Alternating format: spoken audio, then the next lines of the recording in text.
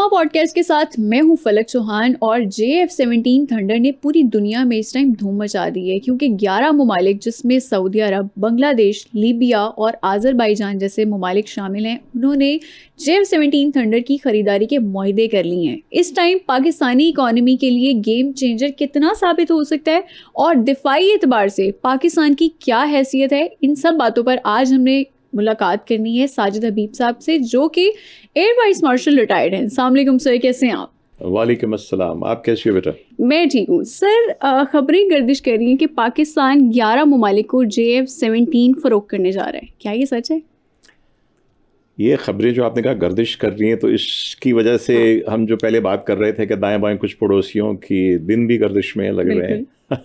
तहलका मचा हुआ है वहाँ पे तो। सबसे पहले तो फलक, अल्लाह ताला का बहुत शुक्र है, ये अल्लाह का एहसान होता है और हमारे फेथ का नतीजा होता है जो अल्लाह ताला हमें नवाजता है। और ये सिलसिला तो बहुत पहले शुरू हो चुका था। हाँ। लेकिन मई में जो कुछ हुआ, जो कुछ हमारे पड़ोसी ने दुश्मनी में करने की कोशिश की और जिस तरह से पाकिस्तान एयरफोर्स ने रिस्पॉन्ड किया, तो उसके नतीजे में ये सारा जो ये गर्दिश है ये उसी की वजह से शुरू हुई है। हाँ। तो बिल्कुल है, आप सही कह रही हैं। वहाँ तो सर रोना धोना मचा हुआ है। हम इंडियन चैनल्स के हवाले से बात करें, सोशल मीडिया अकाउंट्स देखें, हर जगह बस JF-17 थंडर की वजह से वो लोग रो रहे हैं, लिटरली रो रहे हैं। तो सर अगला मेरा सवाल ये होगा कि JF-17 थंडर किस कदर तबाहकुन है, और क्या अगर खुदा न खासा या अगर हमारी इंडिया से जंग हो भी जाती है, इंडिया को दोबारा से हम इसी तैयारे के थ्रू धूल चटाने में कामयाब हो सकेंगे?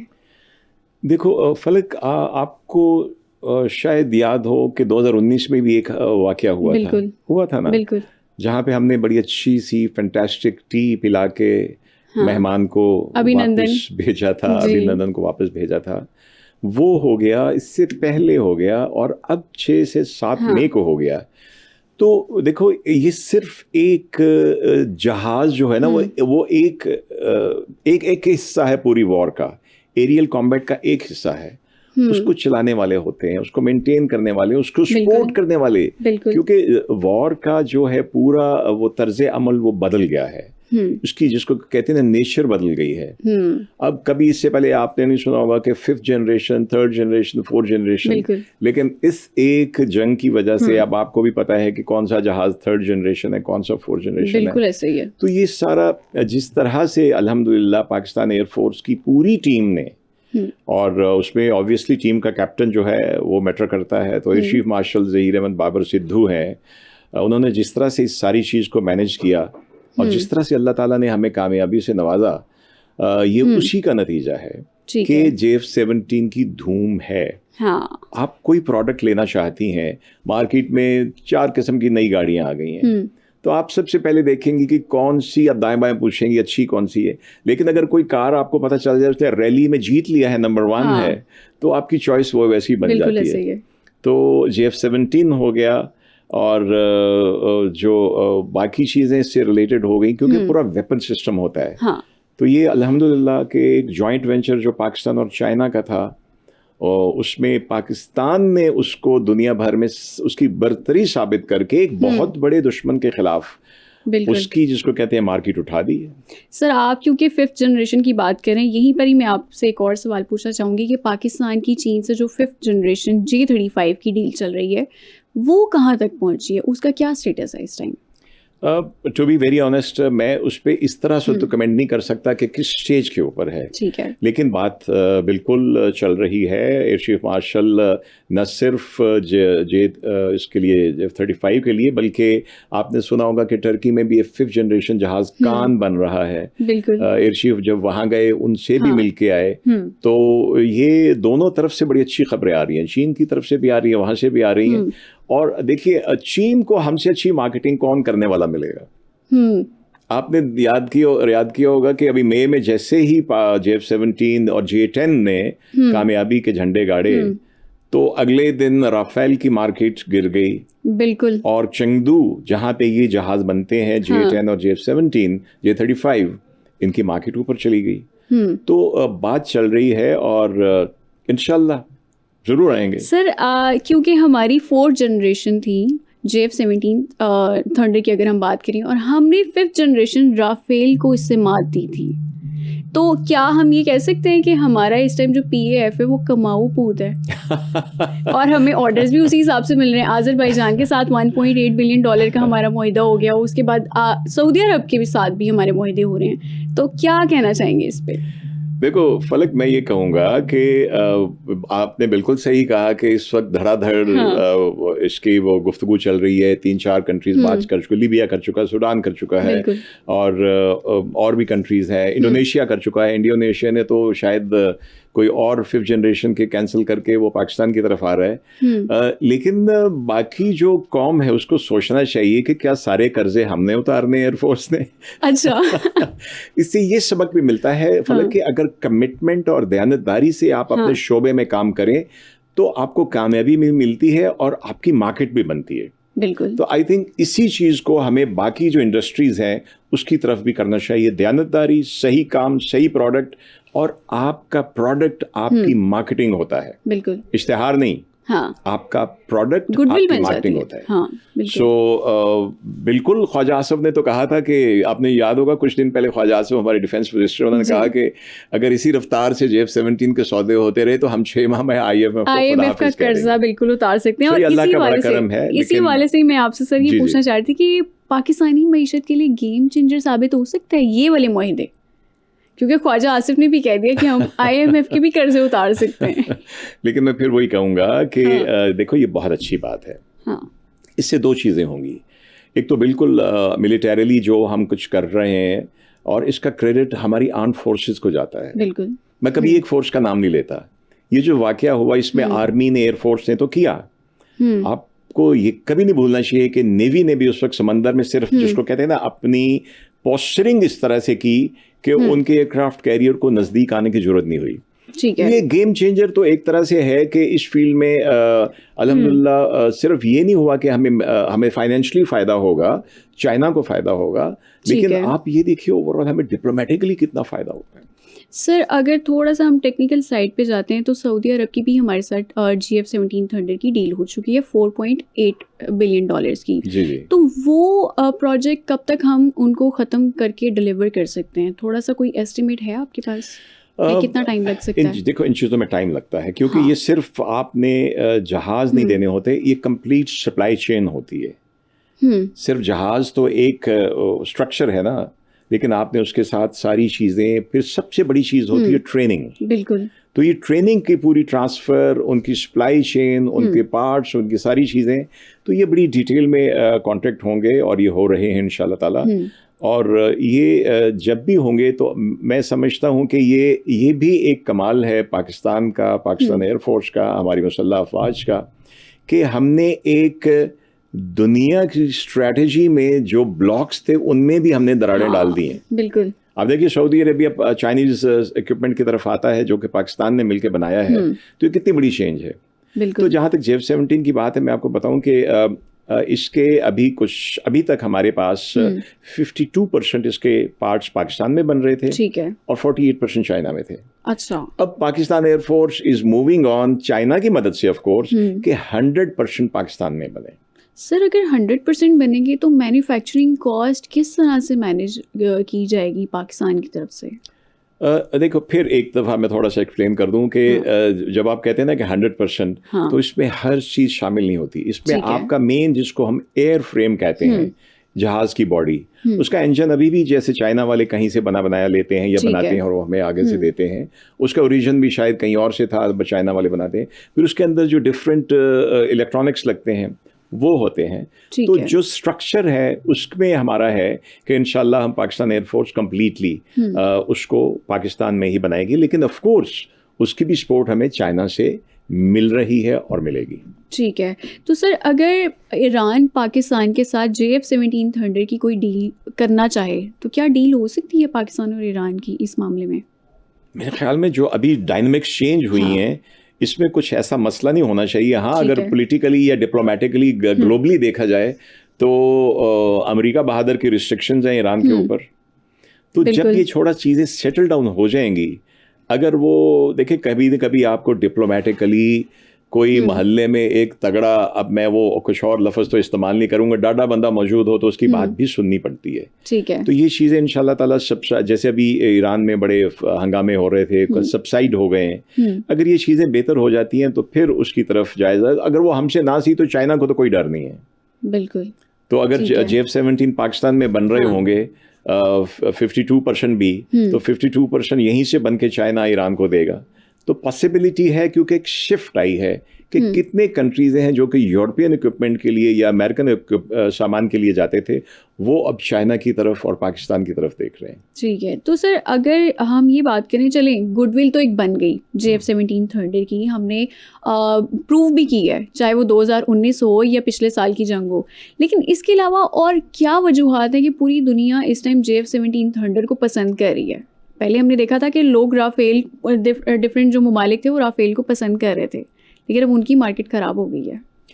एक बड़ा वाज़ेह फ़र्क है JF-17 में और J-10 में भी, हम ले लें क्योंकि J-10 भी हमने इस्तेमाल किया, कि इससे पहले किसी भी जंग में 4th generation, 4.5 generation, 5th generation aircraft उस तरह से इस्तेमाल नहीं हुए जिस तरह का ये 4 दिन का पाकिस्तान और इंडिया का स्टैंड ऑफ हुआ। ठीक है। देखिए, इजराइल गजा में अगर करता है तो उसके सामने कोई रुकावट नहीं है, वो बेगुनाहों के ऊपर आगे कोई एयरफोर्स नहीं है, तो जो मर्जी करे। अमेरिका ने जब तक किया, लीबिया में किया, कहीं पे भी किया, कोई उसको ऑपोजिशन नहीं मिली। यहाँ पे 40 जहाज़ों ने 80 जहाज़ों में से 7-8 गिरा के अपने आप को साबित किया है। तो ये एक तो पहली बात ये है कि इस तरह की 4.5 जनरेशन की जंग आज तक नहीं हुई, और वो भी रात में। अब कोई कहते हैं वो जंग नहीं थी, अब 150 जहाज उड़ रहा था, आप कहते हैं जंग नहीं थी।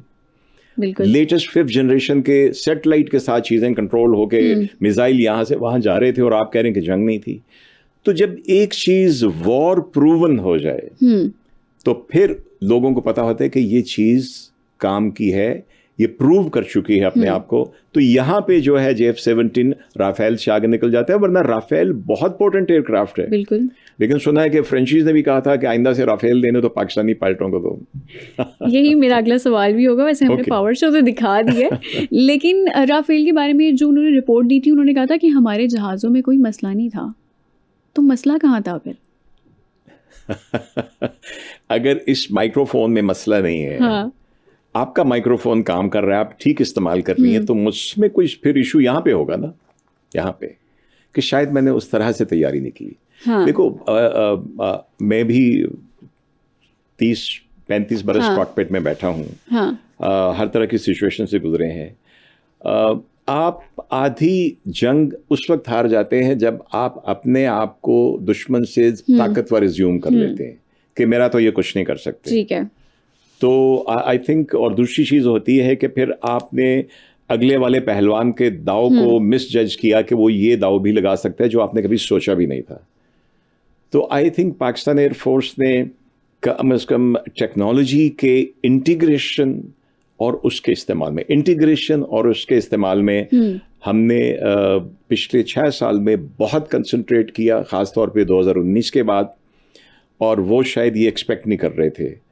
तो जहाज़ तो अगर दो आपस में लड़ते तो वो शायद आप ये फैसला ना कर पाते, लेकिन अब पूरे सिस्टम को, जिसमें इलेक्ट्रॉनिक्स है, एवियोनिक्स है, साइबर वॉर है, इन सब को कैसे हमारे लोगों ने एज ए टीम इस्तेमाल किया, उससे फ़र्क पड़ा। इसका मतलब कि उड़ाने वालों में मसला था। ऑब्वियसली, उड़ाने वालों में, उनको सिखाने वालों में, उनको तैयार करने वालों में। सर, इंडियन पायलट्स इस काबिल नहीं थे ना कि वो राफेल को उड़ा सकें, या उनकी ट्रेनिंग शायद पूरी नहीं थी, ये हम कह सकते हैं। देखो, मैं बिल्कुल एज एन एयर वॉरियर मैंने कहूँगा कि उनके पायलट अच्छे नहीं हैं, उनको उस तरह से तरबियत नहीं की गई। देखिए, एक बच्चे में पोटेंशियल है, लेकिन आपने उसको सब्जेक्ट वो पढ़ाया है या वो पढ़ाया ही नहीं जिसमें वो एक्सेल कर सकता था, तो उसका क्या कसूर है?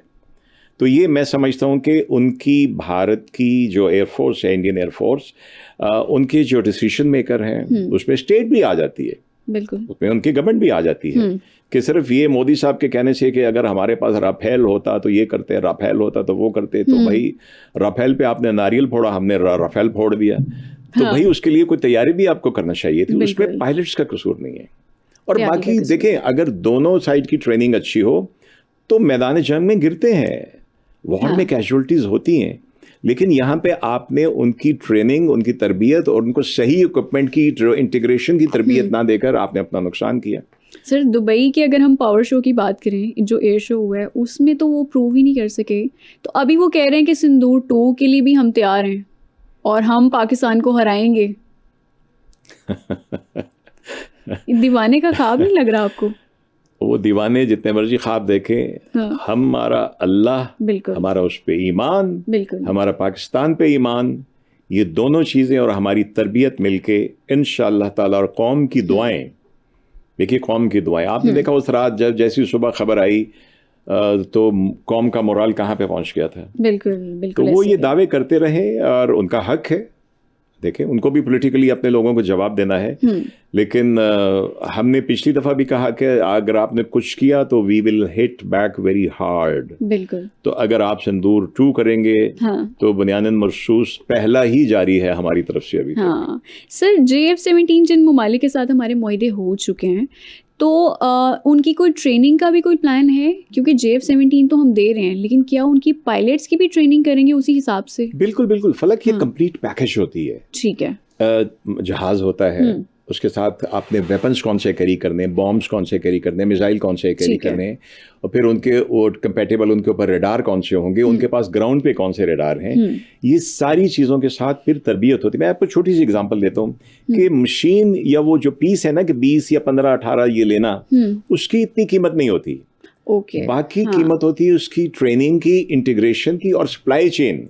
ठीक है। अगर एक जहाज की लाइफ है 20 साल, तो 20 साल के पुर्जों की भी उसके साथ होगी।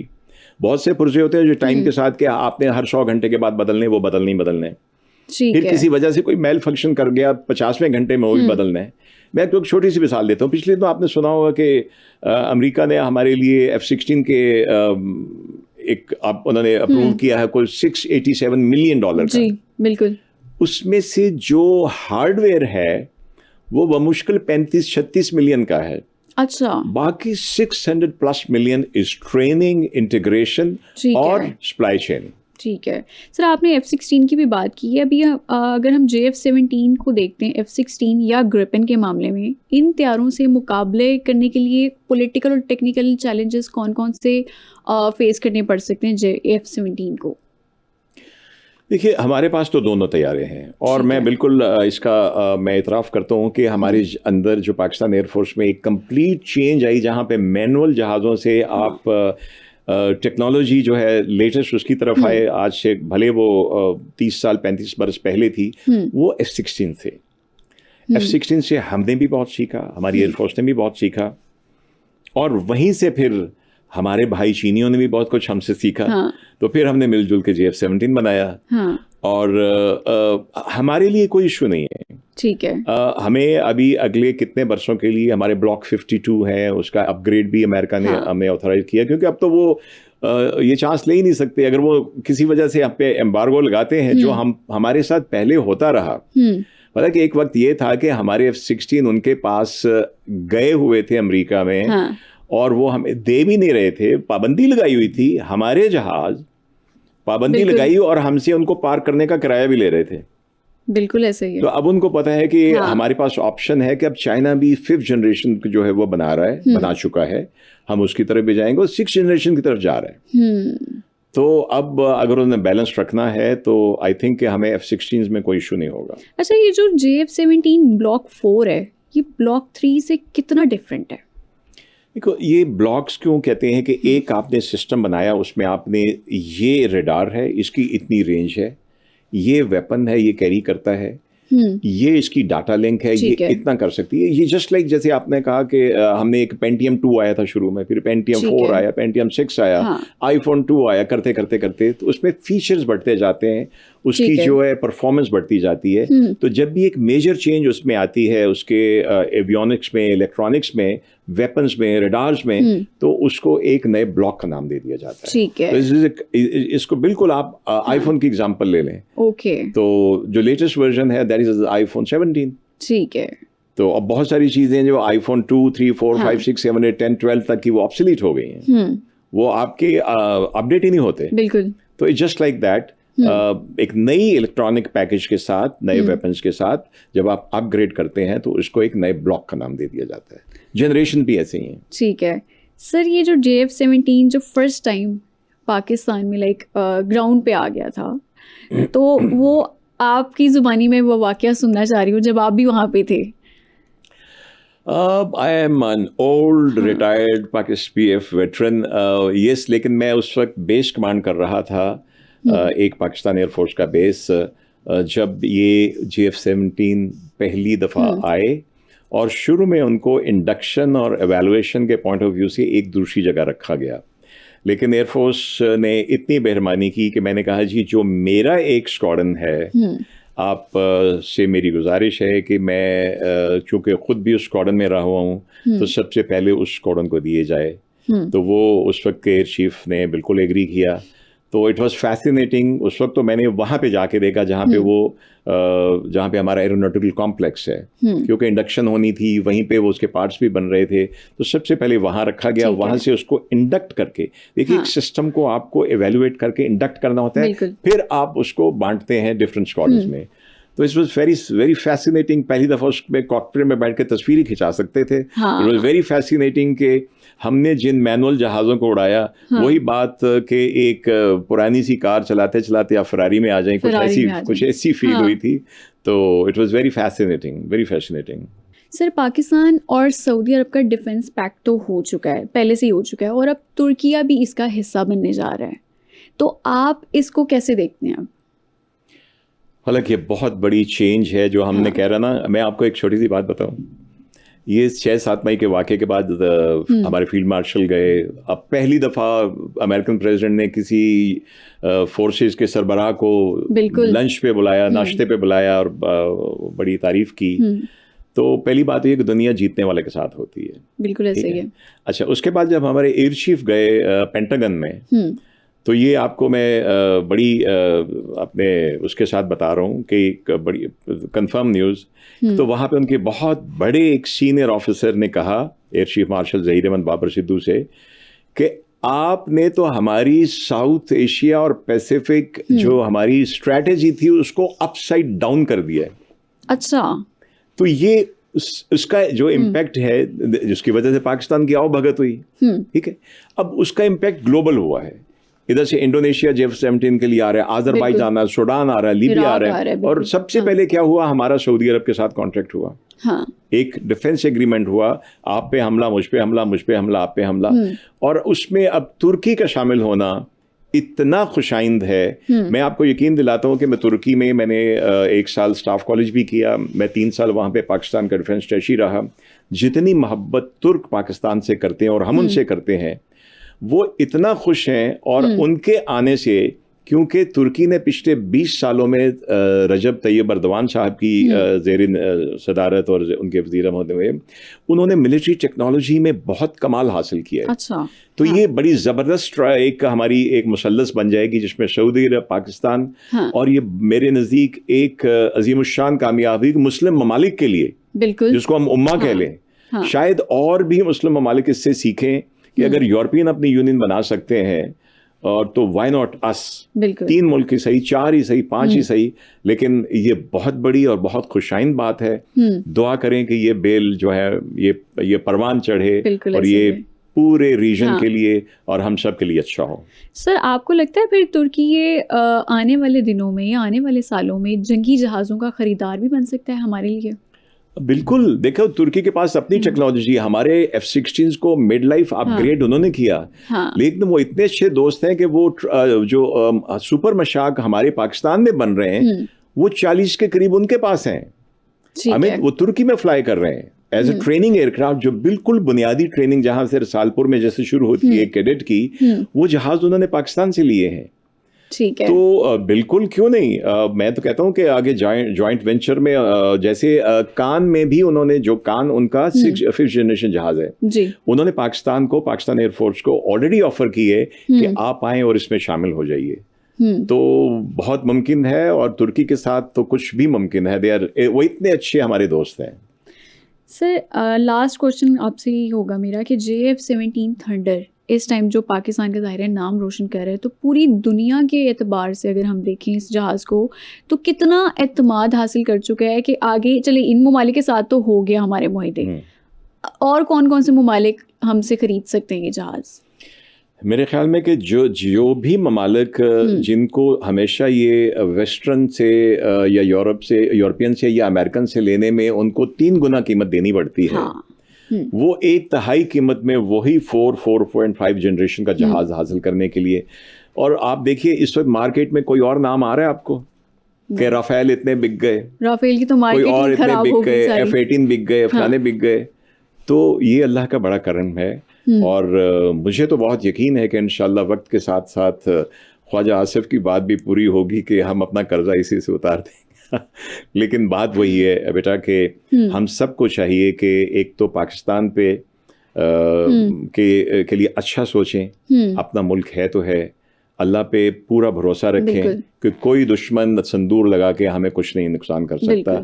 हम एज अ कौम बुनियादन मरसूस की तरह खड़े हैं। सर, JF-17 की इस कामयाबी के बाद आप PAF पाकिस्तान एयरफोर्स की तरफ से कोई मैसेज देना चाहेंगे पूरी दुनिया को? मैं पूरी दुनिया को मैसेज देना चाहूँ कि सबसे अच्छी बात तो है अमन से रहना। हाँ, अगर कोई अमन से रहने, आपके अमन से रहने में उसकी राह में रुकावट है, तो फिर अपने रब पे और अपने पे एतमाद करके पाकिस्तान की तरह, पाकिस्तान मुसल्लह अफवाज की तरह, पाकिस्तानी कौम की तरह शीशा पिलाई दीवार बन जाइए। बहुत शुक्रिया। साजिद हबीब साहब हमारे साथ मौजूद थे, air vice marshal retired. Sir, आपकी आमद का बहुत शुक्रिया, आपने आज हमें कीमती वक्त और बहुत सारी इन्फॉर्मेशन से नवाजा। शुक्रिया। अगले एपिसोड में समा पॉडकास्ट से दोबारा से मुलाकात होगी, तब तक के लिए अल्लाह हाफिज।